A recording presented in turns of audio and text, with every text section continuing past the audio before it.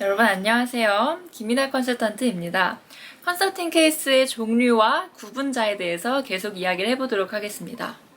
우선 컨설팅 케이스를 토픽 스페시픽하게 구분할 때 요새 가장 대표적으로 이야기하는 것들이 디지털 컨설팅 그리고 ESG 컨설팅입니다. 예를 들어 디지털 컨설팅이다 라고 하면 디지털과 관련돼 있다는 부분 안에서 그게 전략이든 오퍼레이션이든 클라이언트 인더스트리가 어디든 상관없이 자문을 제공을 해주는 겁니다.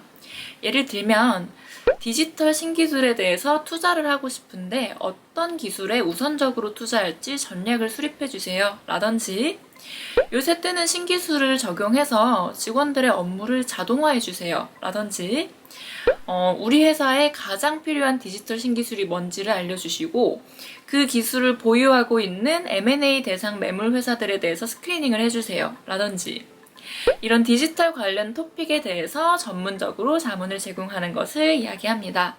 사실 디지털 컨설팅의 경우에는 최근까지도 정말 핫하게 고객들의 수요도 많고 디지털이란 토픽 안에서 다양한 컨설팅 케이스들이 새롭게 생겨나기도 했고요. 그래서 기존에는 없던 디지털 분야 컨설팅만 전문으로 제공하는 회사도 생겨나고 디지털 컨설턴트 분들도 이미 시장에 많이 계십니다.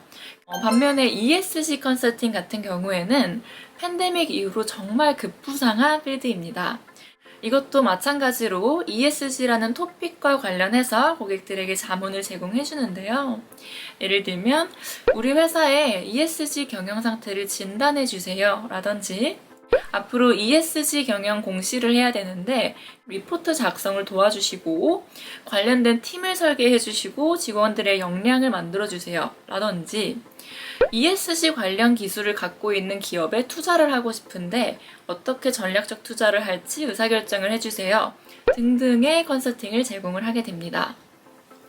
사실 ESG 분야는 상대적으로 굉장히 최근에 급부상한 분야다 보니까 현직자들 사이에서는 아직 약간의 퀘스천 마크가 있고 긍정적으로 보는 시각과 보수적으로 보는 시각이 동시에 존재합니다. 긍정적인 시각으로는 앞으로 ESG 공시가 의무화되었고 기업들의 ESG 경영에 대한 사명감이 높아졌기 때문에 다양한 프로젝트가 생겨나고 수요가 창출될 수밖에 없다라는 시각도 있고요.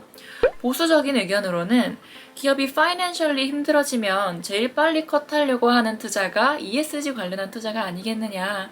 이 부분은 조금 더 신중하게 마켓을 지켜봐야 한다라는 시각도 있습니다.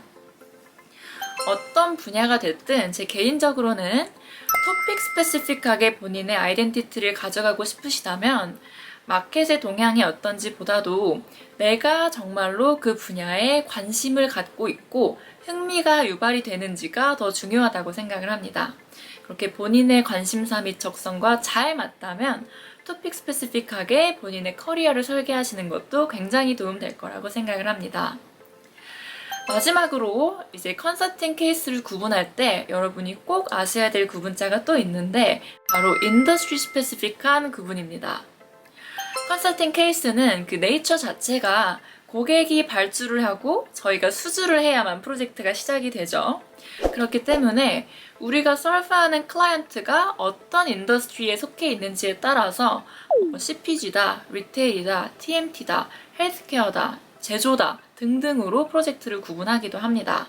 그래서 어떤 컨설턴트 분들은 본인을 전략컨 혹은 디지털컨 대신에 저는 헬스케어 분야 전문 컨설턴트입니다 라는 식으로 인더스트리를 본인의 전문성으로 가져가시기도 하는데요.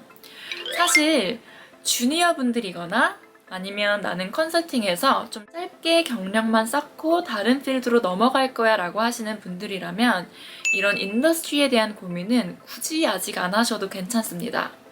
그런데 이미 경력이 중견 이상, 즉 10년 이상 되셨다. 혹은 나는 컨설팅이 너무 적성에 맞고 오래 할 거다.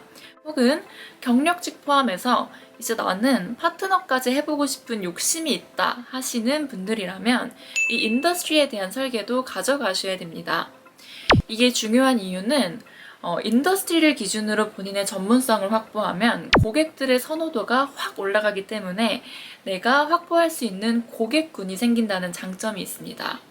예를 들어서 내가 헬스케어 분야 전문 컨설턴트고 글로벌 탑5 헬스케어 기업을 전부 컨설팅을 했다라고 하면 당연히 다른 헬스케어 기업들에서도 그 컨설턴트로부터 자문을 받고 싶겠죠.